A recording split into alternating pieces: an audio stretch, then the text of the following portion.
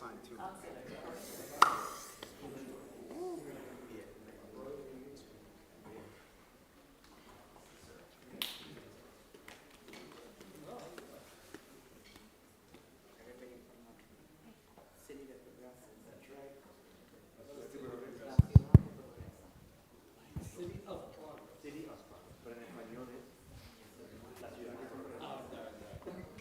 All right, guys, good morning.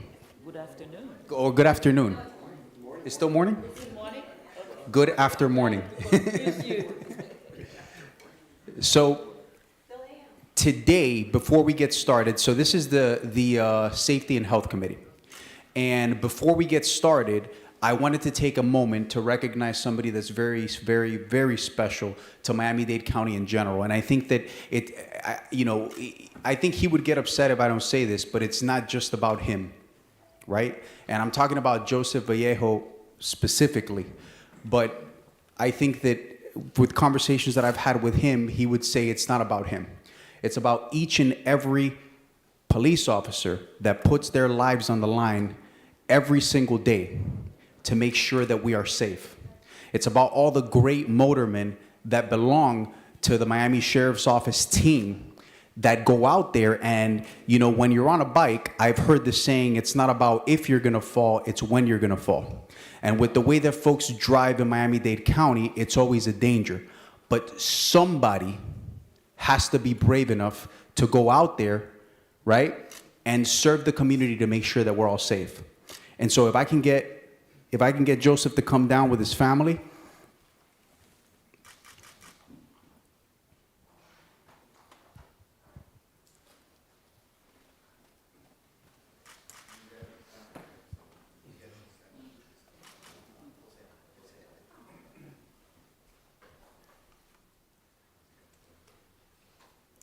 So Deputy Vallejos has been with Miami-Dade County Sheriff's Office for 9 years, right, bro? 9 years, serving this community, going above and beyond in his line of service, because it's service. This man puts his life on the line every single day to make sure that my kids can go to school and not have to be in harm's way, just like all of these folks that are sitting out in the crowd today. And unfortunately, not too long ago, Deputy Vallejos was unfortunately in a terrible accident, and he was on his motorcycle, and somebody did something that was really stupid, and he was hurt. And Arnold Schwarzenegger has a saying where he says that you don't measure a man's greatness when he's up. You don't measure a man's greatness when he's at his best. You measure a man's greatness when you see him fall and you see him get back up. And I can tell you that I've had a couple of conversations with this gentleman, and he wasn't down more than half a second. He got right back up. And he's been fighting to get back on that bike, back in the line of duty, and back to serving this community. And I think that says a lot about his heart. I think that says a lot about all of our motormen's heart and all of our deputies' hearts. And I think it says a lot about his family too, because his family makes sacrifice every day, just like your families make a sacrifice every day that you go out there. So I don't want to keep rambling on, but this is really special. And so I want to give this proclamation to Joseph M. Vallejos, and I want to let everybody know that moving forward, starting May 13, 2025, will always be Deputy Joseph M. Vallejos Day in Miami-Dade County.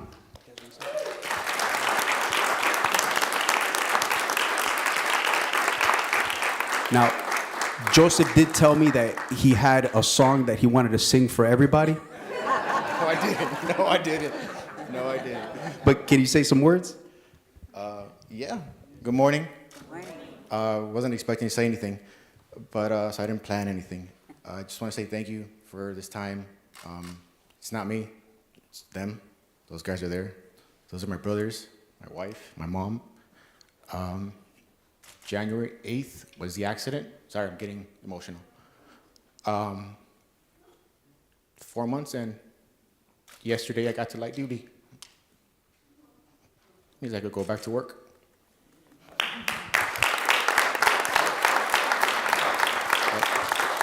Just want to thank everybody for being here. Thank you.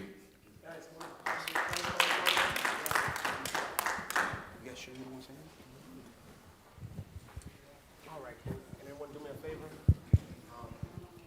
Look at all the motormen behind you guys.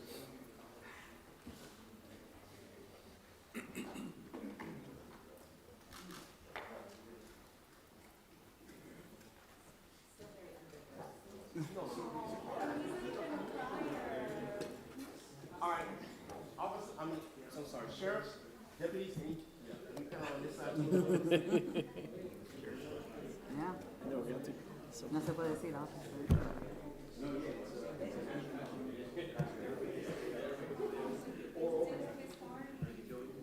All right, can we just step back a little bit, please? Step back. All right, perfect.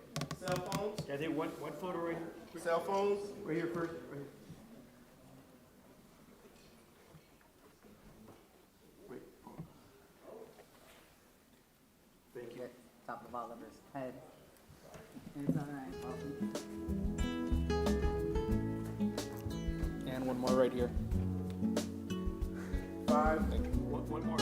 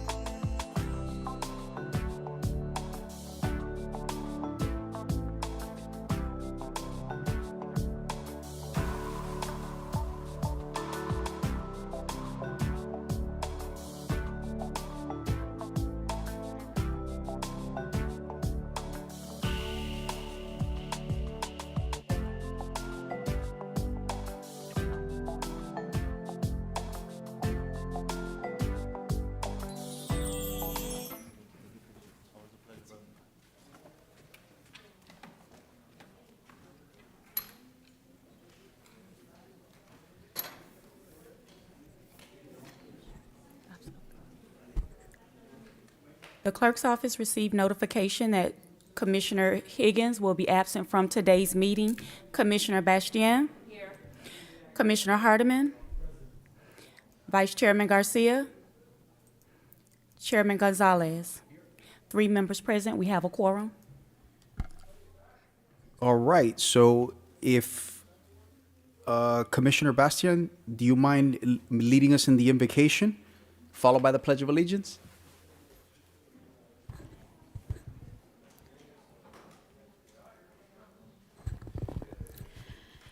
Dear Lord, guide us, protect us, unite our hearts, and give us the courage, the compassion, the patience, and the love to serve all the residents in Miami-Dade County. We ask this because we know that you are the compassionate, the all-knowing. And then we ask this in your name. Amen.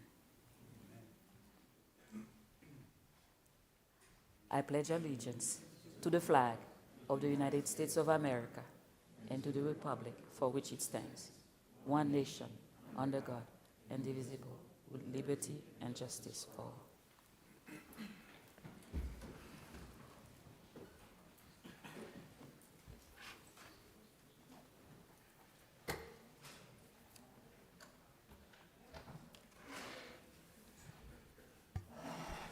Okay, so I have one speaker card. Theophilus Williams. Well, can we open up a reasonable opportunity to be heard? Theophilus Williams, sir. Please come up and you will have 2 minutes to speak, sir. Good morning, everyone. My name is Theophilus Williams, 1391 Northwest 95th Street. Today I'm here to speak on some of the safety and health. We're in a crisis right now with many things that are going on with the president cutting programs and what people need in help. Many people are challenging mental health, but it's one of the main things I'm hoping 13 Board of Commissioners get together and go right here on 23rd Street and 7th Avenue. This mental health is being closed for a minute. And we got people around this town, police fighting mental health all day. Where's the place that we can take them when the lights is on, the water's running, and nobody's in there to be treated for mental health? Something is going on, and we, as taxpayers, we paying too much tax for that place to be empty and nobody in it. It's a shame. It's a shame. And I'm hoping that every one of these, y'all got a lot of committees, but like we cutting ribbons for all apartments and rails, new condos, but we're not cutting the ribbon to open that mental health facility. That's what we need. We need to unload these streets with mental health on the streets and bring them into these facilities. We sit here every day. Y'all sit here every day with committees. The mindset has to be over there, not building apartments every day where people have a mental health being put out. Hoping this Board of Commissioners, y'all take it serious. Thank you. Thank you so much, Mr. Williams. That's the only speaking card that I have. Is there anybody else that would like to speak that has not signed up to speak? If you would like to speak, please come up now or forever hold. Okay, thank you. County attorneys, can we close the reasonable opportunity to be heard? Yes, sir, Mr. Chair. Okay, so reasonable opportunity to be heard is now closed. I think, can we get a motion to set the agenda? Mr. Chair, if I may read the changes. Sure, go ahead. You have one change to your printed agenda this morning, and that's the addition of item 2A, which is a resolution related to voluntary leave contributions. With the addition of 2A, a motion to set the agenda is in order. So moved. It's been moved by Commissioner Bastian, second by Senator Garcia. All in favor signify by saying aye. Is there any items that anybody would like to pull? Okay, no items to be pulled.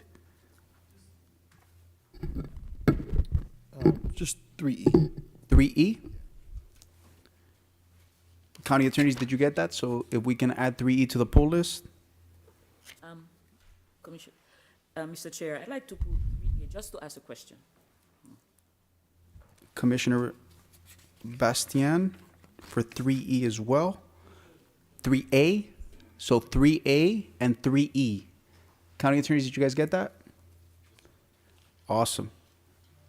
Anybody else? Can I get a motion for the remainder of the agenda?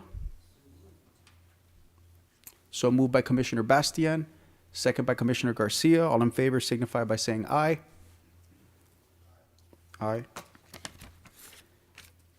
Okay, and so can we go to item 3E? 3E, Commissioner Hardeman? Can we just have someone from staff introduce the item so we understand exactly what it is?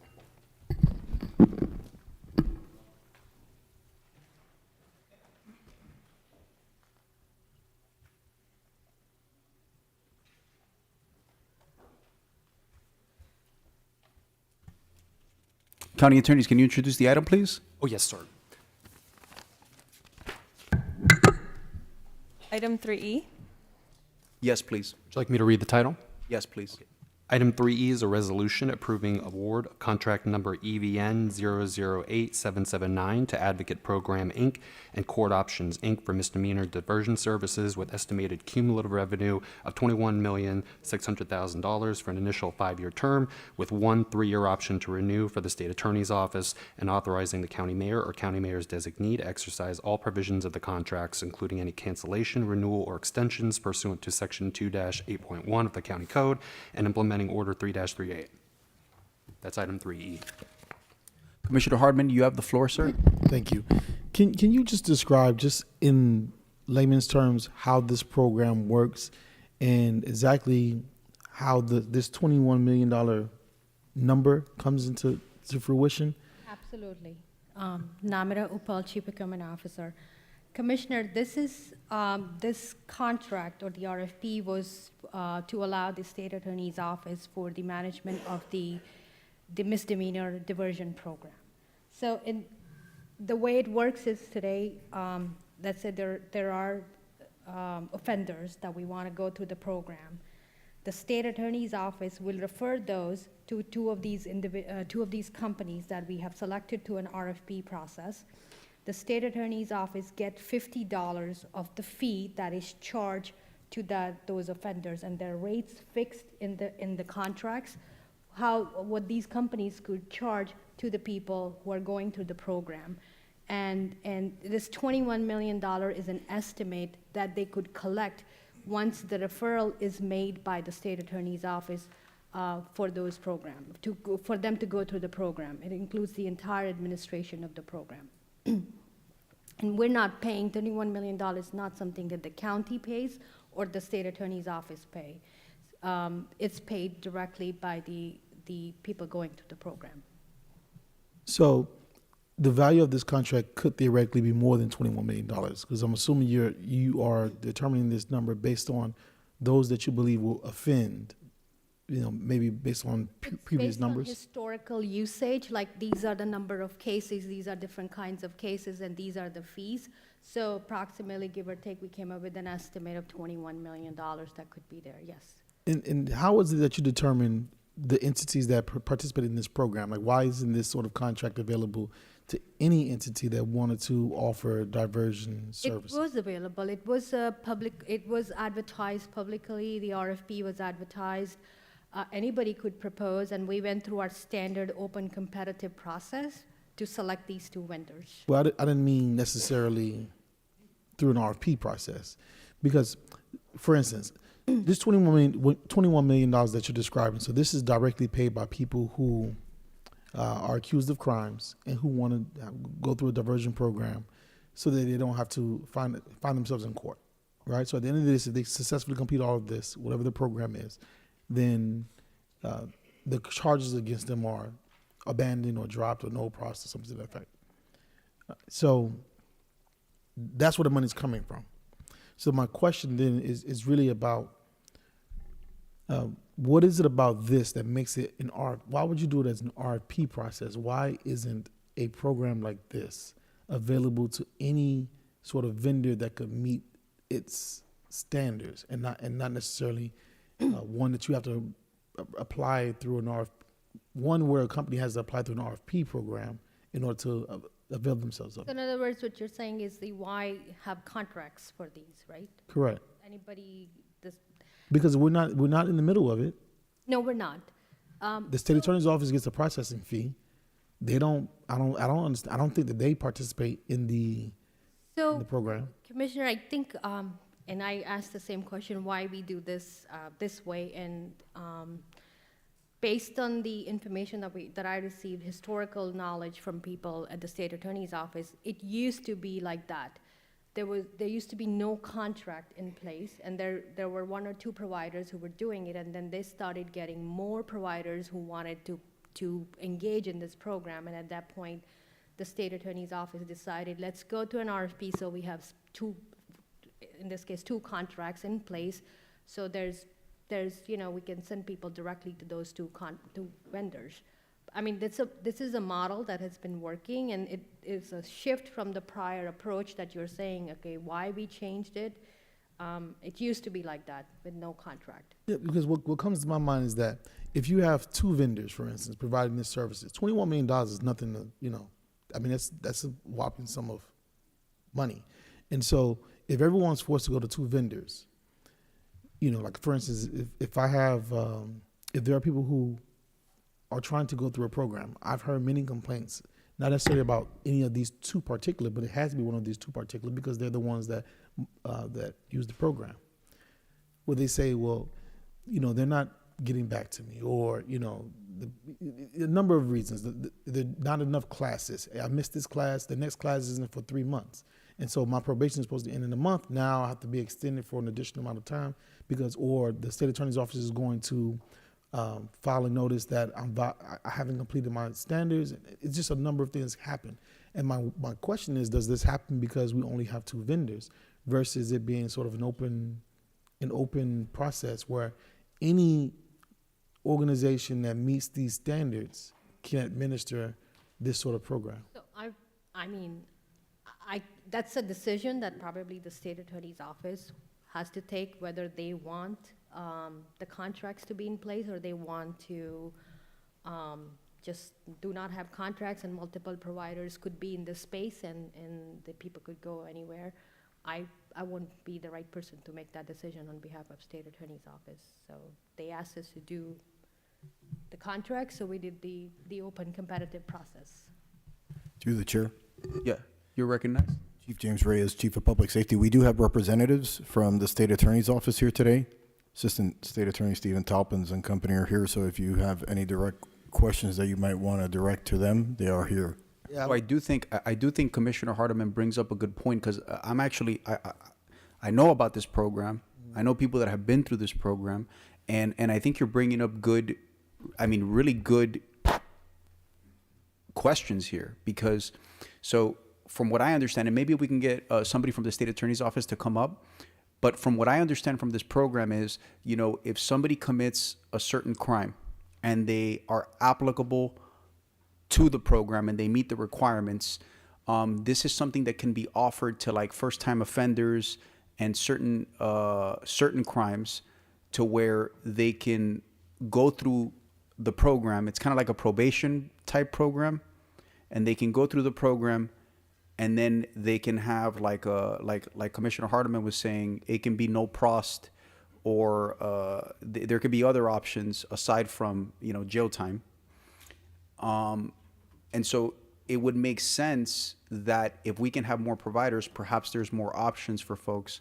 But is there a reason? Is there a reasoning as to why we've been doing it with only 2 providers? You're recognized, sir. Well, first of all, good morning, Mr. Chair. Yes, sir. Commissioners, my name is Stephen Talpins, and I'm the Chief Assistant State Attorney here in Miami-Dade County, Florida. I have to admit, we weren't fully prepared to discuss these kind of issues because we didn't expect these kind of questions to come up. But I will tell you there are reasons why we do what we do. First, let me step back and address something you said earlier. The diversion program does operate in a similar fashion to probation to the extent that it provides monitoring but also provides services to those who are accused of crimes. But diversion's a little bit different. When people complete these programs, the charges are actually dropped. So these programs are geared toward essentially first-time offenders who complete the programs and then are able to walk away without having the criminal record that might be associated with a withhold or an adjudication. An adjudication counts as a conviction for all purposes. A withhold counts as a conviction for only some purposes. But this, they walk away and the charges are completely dismissed. So that's why the program is so important. The idea is to rehabilitate those we can, get them through the system, and allow them to walk away with essentially a clean record. Yeah, and look, I think I don't think we're debating that. I think this is a great program, and I think that it offers some good opportunities for folks that maybe make mistakes. But I guess the question here is, do you know why the reasoning of only having 2 providers as opposed to other providers? And I don't know if Namita can give us some insight as to when we did do it with more than 1 provider. How did that work? Because I assume that if there is some sort of checking up on these folks, I'm sure that there has to be training involved. There has to be, a certain process for folks to be able to do this job, right? So, is there a reason why there's only 2, or do you know, or maybe we don't know right now? I may not know all of the reasons, but I do know at least some of them revolve around quality control as well as transparency. There was a feeling that we wanted to be sure that we were choosing the right providers who could provide the right services. Because the idea isn't simply to just run people through a program and drop the charges. The idea is to create programs that will actually address their needs in a way that has positive impact. So we needed to make sure that the quality of the programs was appropriate, that these were high-quality programs run by the right people. And I can tell you that these 2 particular programs we've been working with for a number of years, and they've been very successful. They've done an outstanding job. So we were very pleased that they, again, responded to the RFP, and it made our jobs very easy, frankly, because they've done an excellent job. Are there any other folks that responded to the RFP? My recollection is that it was just these 2, correct? Yeah, it was only these 2 that responded to the RFP this go around. Last time I think we had 6 or 7. It was a much larger number before. This time it was only these 2 providers responded to the RFP. Commissioner Bastian? Commissioner Hardiman? I'm sorry, I cut you off. You have the floor. It's perfectly fine. So I'll start with this. My first question. Well, first, thank you for being here. I know you wouldn't be able to answer necessarily the question of why, because you're here for the question of how. You're the person how to get it done. And I see you are part of the scoring committee as well, so you're extremely familiar with these organizations, as well as I. I've always noticed in these programs, for instance, that there are certain fees. And in this item, there's a list of the fees. For instance, I don't know if the Denise Moon Fund fee is set by state statute or if it's merely by what we're doing here in this sort of process. But certainly there are fees that are baked into what people pay where the money that's collected goes towards some sort of cause, right? So the first thing I think about when we talk about diversion programs is that I look at some of the fees that are charged here. So for instance, and first of all, this is about misdemeanor cases. These are not about the felony cases. You also have a felony diversion program as well, right? Correct. And do you competitively bid that program as well? That I wouldn't know the answer to as I stand here today. Well, for instance, in this case, you have the misdemeanor cases. It says that no more than $225 for offenders who agreed to participate prior to arraignment, no more than $275 for offenders that agreed to participate at or post arraignment. So speediness is a virtue in this. No more than $150 and $25 for each additional case, to a maximum of $200 per defendant. That's for traffic cases. Back on track program, that's for your DUI programs. No more than $500 for tier 1 supervision. No more than $650 for tier 2. Then for treatment program restitution, well, for treatment programs, you have amount to be determined by the treatment program provider, and then amount to be determined by the state attorney's office or by court and part of referral for restitution. So, of course, if you cause any damage, if you need to pay things back, that's what that is. That's fine. The Denise Moon Fund is a $50 donation.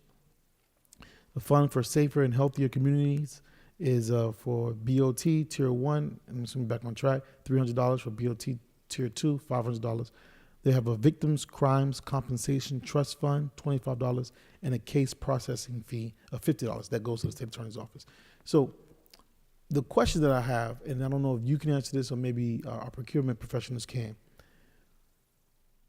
So many people are going through these programs, and there are programs that are benefiting from it, not just the state attorney's office, but also programs like the Denise Moon Fund. But I rarely see things like this actually give back to the community. You know, so what I would like to see, and I wonder if this is possible in this item, it may cost a little bit more, but at least it has a way of giving back. So people who have been accused of crimes, in certain neighborhoods, they you see more arrests for particular crimes that will have to contribute to this sort of program. Getting a diversion program is a benefit, though. You know, we can all agree to that. And so, beyond the fact of I'm not now facing this charge on my record, what else can these programs give back? And so that sort of fund I would love to see come into existence. So for instance, is it possible in procurement that a fee that could be added to this that must be paid by people who go through this program, for instance, it's like a $25 fee, right? But it creates an endowment scholarship where where these funds, the interest on the funds that's collected over a certain amount, of course, most endowments start about $100,000. When it reaches that, then the interest on all of those fees can provide scholarships for people who are graduates of or who have completed the advocate program. So imagine you have a whole body of people who have been accused of a crime, who have had those crimes then dropped by the state attorney's office because of the successful completion of this program, and then who have this testimony and they want to go to college or they want to earn a trade or something to that effect. And because they went through this program, now they can apply for a scholarship that's administered, you know, through a third party like the Miami Foundation. And one of the qualifying effects of it is successful completion of this sort of program. Is that possible? So anything is possible. Commissioner, we didn't include that in the RFP because the scope of work is largely dependent on what the state attorneys wanted. Between now and the board, if the item moves to the board, we could go back to these two companies and ask them if they would be willing to make some voluntary contribution. Well, No, but I think I'm not asking necessarily them to make the contribution because I understand that's a financial, you know. Okay. what would be the process in order to possibly increase the fee? And then in increasing the fee, using that particular increase, I think like the commissioner's saying, as an example, $20, right? Using those $20 to go into a fund that can help. But the fee is being paid by the people. Yeah, So you yes, I want, understand that. you want. I the understand state- that. them- So imagine it, the if I people go to through a pay more. program. Yes, I mean, that's what they have. Today, this is what happens. Today, if I'm an offender, Right. I pay all fees for this program. There are lots of fees that people pay. So now, I'm in this program, I paid a fee, $20. Because right now, if I pay into the Denise Moon Fund, I don't get that money back. If I pay into the case processing fee that I pay to the state attorney's office, I don't get that benefit back. However, if I pay $20 and the fee is for this endowment fund, right? I may be able to get this feedback, or my children, or I may be able to get this feedback if I'm accused for a crime and if I'm applying for college or some sort of skill. And again, once again, that's a question for state attorney's office. That's not more of a procurement aspect. You're saying that state attorney's office should create this fund there that the offenders could pay towards that fund once they get in the program, and someone in the state attorney's office or a third party should manage that fund. Right. It's I mean, not a effectively- procurement. It's not a. that Right, but I doesn't think fall. I think what he's asking is if if we pass this as is today, right? Because there's a certain set fee, does this need to come back to the board in order to increase that fee? If something is worked out and the state attorney agrees that this is something that should be done, do we need to vote on an increase in that fee? Because like, let's say the fee is $200. We're now saying let's make the fee $225 and then allocate those funds, because the procurement process went out without that. So is that a possibility or is it not a possibility? Can, between now and the board, allow us to work with the state attorney's office and see what we can come up with, if we can come up with something, if that's a possibility. And I guess now the question is to Steve, to the state attorney, sir, is that something that you folks would be comfortable with? Is that something that's possible? And before you answer, I just want to point out, this is beautiful, bro. So I had the privilege of touring the boot camp facility at the director the director invited me, and what I saw was a group of young people that had made terrible mistakes, but that were getting their life on track, and they had incredible mentors in the program that are giving them discipline, giving them. I mean, I talked to one of the young people that was part of the program, and he's talking to me about books that I read all the time, right? He's talking to me about Rich Dad Poor Dad. He's talking to me about, Napoleon Hill, Dale Carnegie. Those are the things that rehabilitate folks, right? Programs like that. So, it would just be incredible if there was an option for some of these kids to be able to go to college through the same program that allowed for them to go through a process to not have the charges. Would that be something that's possible, sir? Well, first let me say we do have a number of programs that I'm aware of, and I can't discuss the details today because, again, I'm simply not prepared to do this, but it's certainly something we'd be happy to meet with you at any time if you want to have more detail on them, where we do provide money back into the community by providing grants to programs and things like that. So we actually do some of that as it is right now. As to the specifics of that and the exact nature of that, I can't describe today. As far as increasing the fees, I know there are going to be concerns. The fees have been in place for, I believe it's 10 years before we raised them slightly in this one. And the reason they're kept down is because, as you know, we have a large indigent population in Miami. So we're always very mindful to keep our fees at a level that people can afford. Right now, the providers provide a sliding scale structure to enable people to do it, to make sure the program is self-funded and is able to run the way it is. So I know there are all sorts of issues there. I would be happy to meet with any of you at any time. I appreciated your comments earlier and some of the concerns that had been expressed to you, Commissioner Hardiman, about the programs. I'd be happy to sit down with you, hear more about it, and think of ways that we can ensure that our providers do a better job, because that's very important to us too. But I'm just not prepared to talk in any kind of details about what the state attorney would do about any of these issues at this particular time. Commissioner Mr. Hardiman? Chairman, thank you. So, for instance, like the Denise Moon Fund, it was created in 2009 by the state attorney's office, right? And it helps provide funding to organizations who assist victims of crime and reducing the effect of crime in the community, things like that. So, I believe that the state attorney's office directly controls this program and how it gives money to certain organizations that provide this sort of assistance. The fees, particularly that I'm speaking of, there's a section in this document, 2.7 fees, where it says the following fees are required to be paid by the offender and collected and distributed by the providers. The provider shall collect the fees and disperse as outlined below. And that's where it gives you the defined fees. Now, what a provider charges for this program versus that program is up to the provider, as long as it meets the standard that's set here in this document. So, for instance, when it says traffic cases, no more than $150 and $25 for each additional case, to a maximum of $200 per defendant. So it gives you what a limit is. So you may have some providers that push it to the top of the limit, but a provider certainly has the ability to lower its cost or its charge to each defendant. That's not what I'm describing when I talk about increasing in a fee.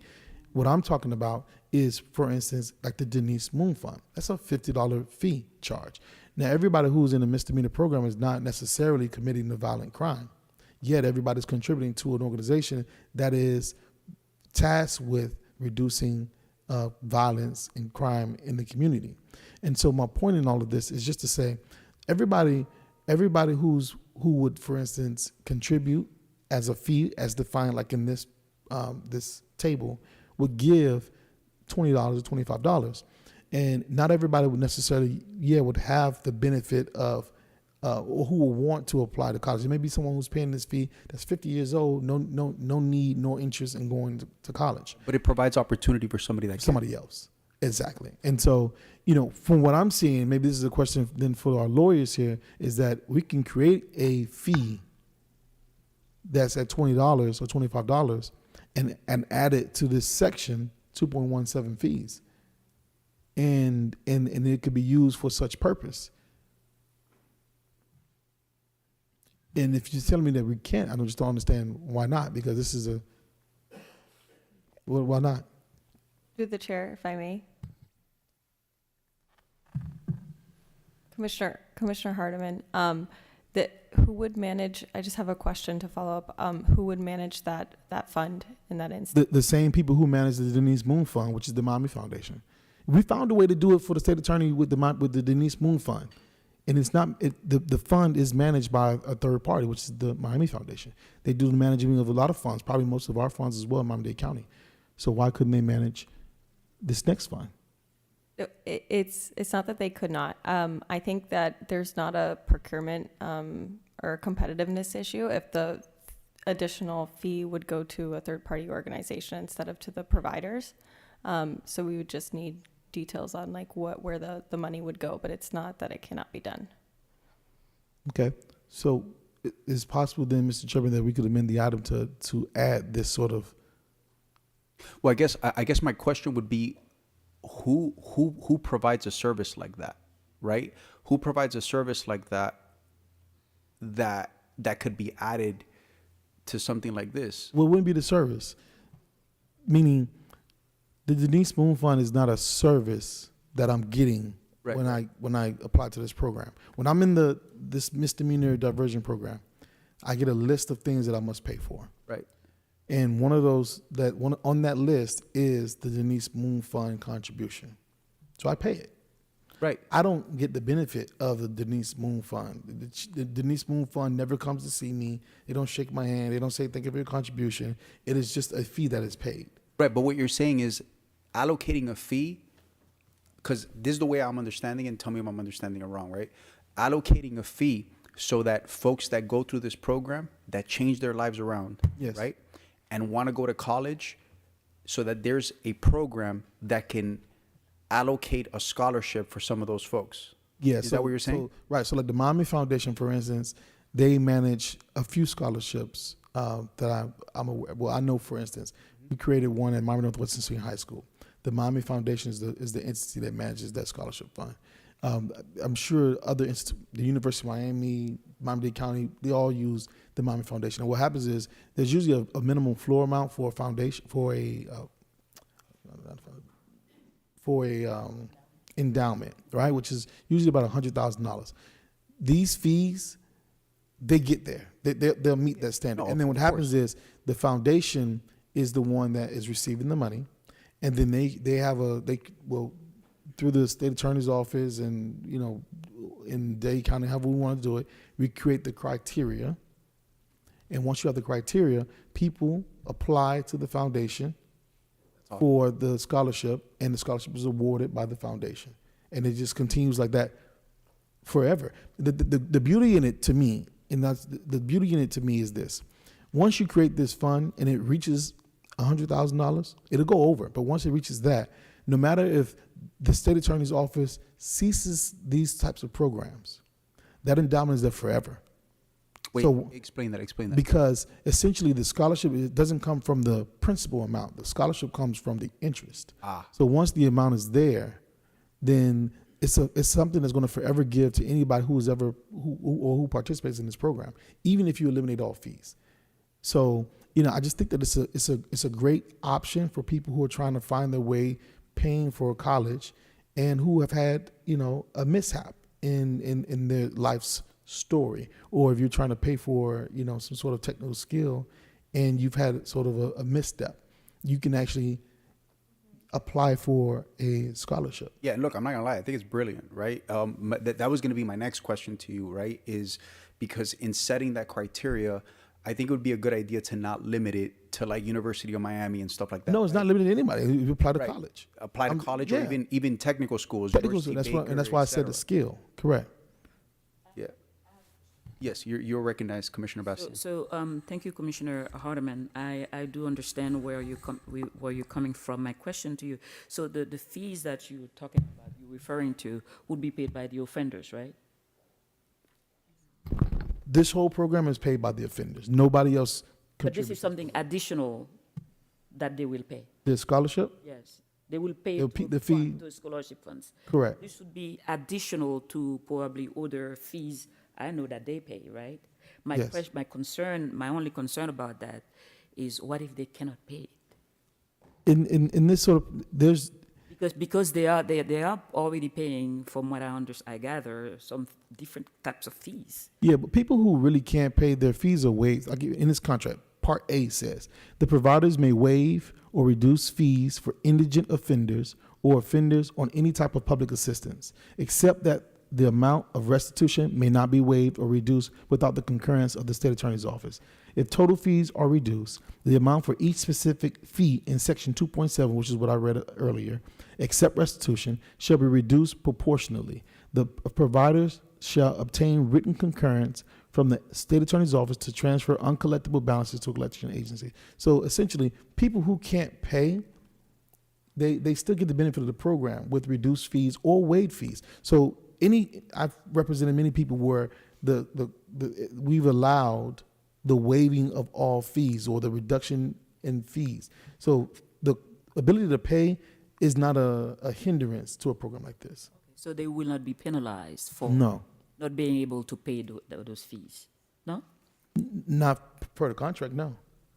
To the state attorney's office, is that how it works? First of all, I want to point out that the SASH funds, to my understanding, are used to give grants that revolve around a safer and healthier community. The second thing I wanted to point out is that the Miami Foundation, we actually do partner with them on our various funds that were put together, including the Sash and Denise Moon funds. The third thing I think that needs to be addressed, and I hate to get all lawyerly and legal on everybody, but I kind of am a lawyer, so I can't help myself. This is a state-run program. This is a state program. So anything that anyone would want to see added to the program is something that really needs to be addressed with the state attorney. And I'm just not in a position to talk about adds on to the program because That makes sense, sir. we're here on a procurement issue. So I just can't. I would love to, but I just can't do it. So I just don't want to mislead anyone into thinking that we came here expecting to do that. That makes Yeah, sense. I think I've given enough notice at this point. I would love to have the conversation with you and our state attorney. When you say state run, I get it, but you don't necessarily have the burden of the day-to-day tasks with any of with the diversion program, right? The responsibility lies on the defendant to complete the program. It must be something that the provider is providing the class for. They interact, and you get the proof. Right? You get the proof that they completed. They completed, then you make the announcement. That's the way that it works. The SASH fund, as he described, that comes from the Back on Track program, and it gives grants to various organizations once again. So you have lots of organizations that are benefiting on the mishaps of individuals. And of course, some of those organizations provide services to people, but this is inside baseball, Yeah. right? Well, So what I I'm was saying gonna is, you make- give the normal everyday person an opportunity to benefit from a fund that's created for the benefit of the people in the community, and I think that's just a great place to start. I'm not gonna lie. Look, I think it's a brilliant idea. I was gonna suggest this item doesn't have a sponsor. I was gonna suggest that perhaps you would like to sponsor it. I'd like to co-sponsor it with you if that's okay. I'll take that. And then And then- maybe we could pass this and then have a conversation with the state attorney's Yeah, office. I don't mind doing that. You don't mind doing that? No, I move it with what your recommendations are. But I do want to please let know so that we can have the conversation. It's an increase in the fee. It creates a scholarship program. I mean, it's really not that much work. It doesn't change the scope of what the state attorney's office does, but I do think it gives the state attorney's office another feather in the hat to say, you know, these are some things that we help provide.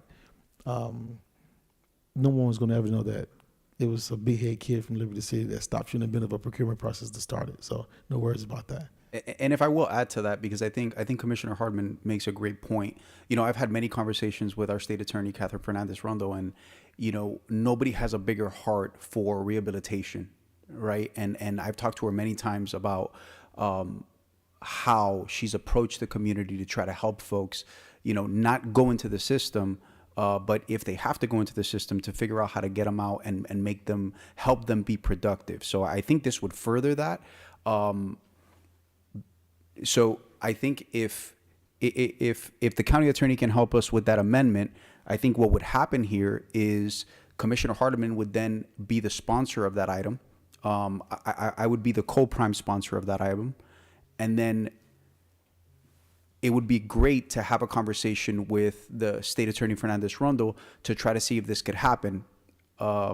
Because then in order for it to pass at BCC, I think Commissioner Hardiman, that conversation would need to be had. Is that correct? Yeah. If we're approving this, I would assume that we can make changes to it. I mean, it's just the typical way that this whole thing works. Yeah. Can we get confirmation? You know, from like procurement? it makes perfect sense to me. And because, see, some of these organizations, for instance, like the SASH fund, as you would describe, that's a private organization that then takes these funds and administers, you know, money and grants to different organizations. So, like, I'm looking up just some information on the internet. In 2023, it says it awarded $650,000 plus in grants. And so, you know, they work with different youth social service and educational programs. But the question I have for any of you all, do you know anyone from the SASH fund? You know, you know, most of us probably, I would dare to say 99, 100% of us probably don't. And so my point is that let's democratize some of this, right? And I think one thing that we can democratize is the ability to have access to dollars for bettering people's lives. I think it's a good program to start. So, like I said, I made the motion with the second. I'm willing to have the conversation. I think it's a win if we do something like this.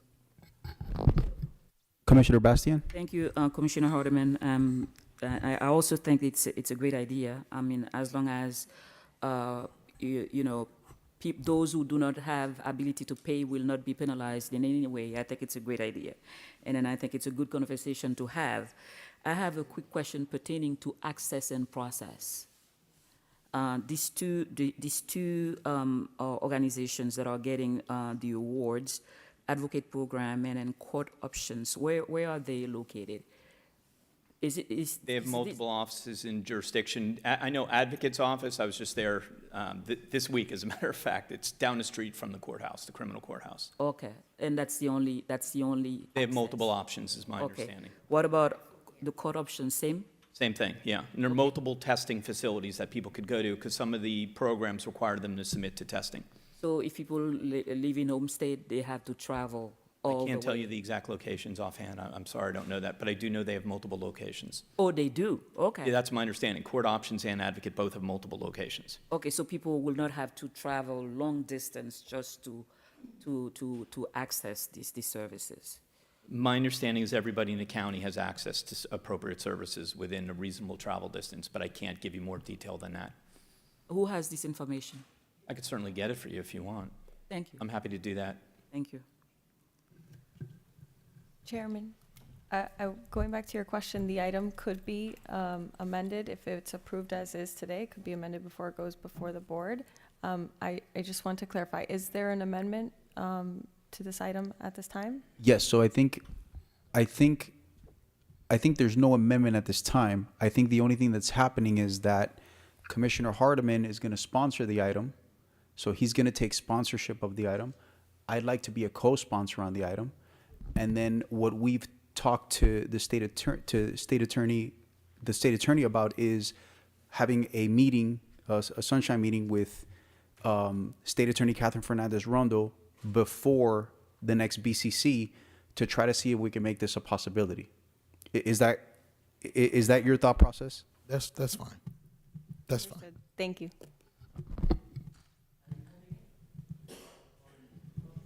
Yeah. So it's been moved, it's been seconded. Do we need a voice vote? Do we need any clarification as to what's going on? Yeah, can we start all over? Yeah, yeah, yeah. Because I'm looking at hesitancy. Do we need any clarification about what's happening here? No. Can you explain it to me? Yes, please. Yes, my understanding is that the item was passed, it was not amended, and that you all will have a conversation with the state attorney's office for any further changes. Who's the sponsor of the item? Both you and Keon Hardiman. Awesome. Oh, I'm sorry, co-prime. Prime sponsorship has been assumed by Commissioner Hardiman. You'll be listed as a co-sponsor. Are you comfortable with that, sir? Okay. So it's been moved. It's been seconded. All in favor signify by saying aye. Do we need a voice vote, or are we good? You don't need a voice vote. Awesome. So show the item passed, and now I believe, County Attorney, there's another item on the pull list. Yes, sir, that's item 3A. Would you like me to read it? Yes, can you read it, please? Item 3A is a resolution approving terms of a lease agreement between Redacted, a Florida limited liability company as landlord, and Miami-Dade County as tenant for the premises to be utilized by Miami-Dade Sheriff's Office as a warehouse and office space for an initial 5-year term with one additional 5-year option to renew, having a total fiscal impact to the county estimated to be $1,802,874.98 for the initial term plus the 1 5-year option to renew, authorizing the county mayor to execute the same, to exercise any and all other rights conferred therein, and to take all actions necessary to effectuate same. That's item 3A. Commissioner Bastian, you're recognized. Thank you, Mr. Chair. I'm supportive of this item, but I just had a quick question. Can someone approach?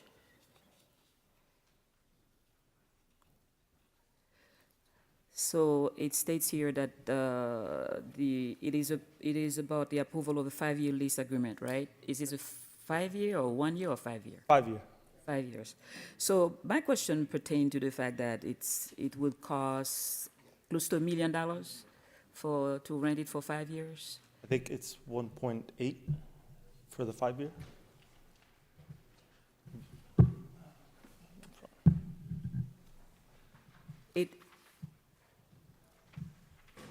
It's $1.8 million for the initial term plus the 1 5-year option to renew. Okay.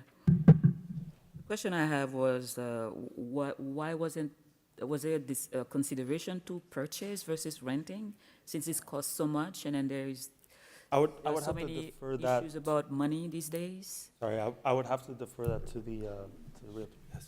Through the chair. You're recognized.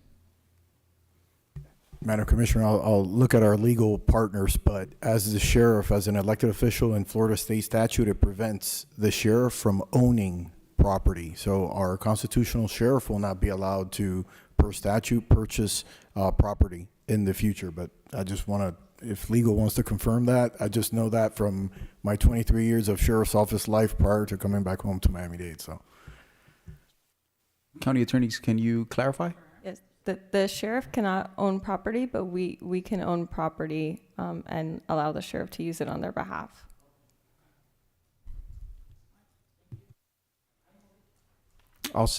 Moved by Commissioner Bastian, seconded by Commissioner Hardman. Do we need a voice vote? No, it's not. All in favor signify by saying aye. Aye. Do we have any other items that we need to address? I believe that exhausts your agenda, Mr. Chair. So with that, I'll entertain a motion to adjourn. So moved. Second, we are adjourned.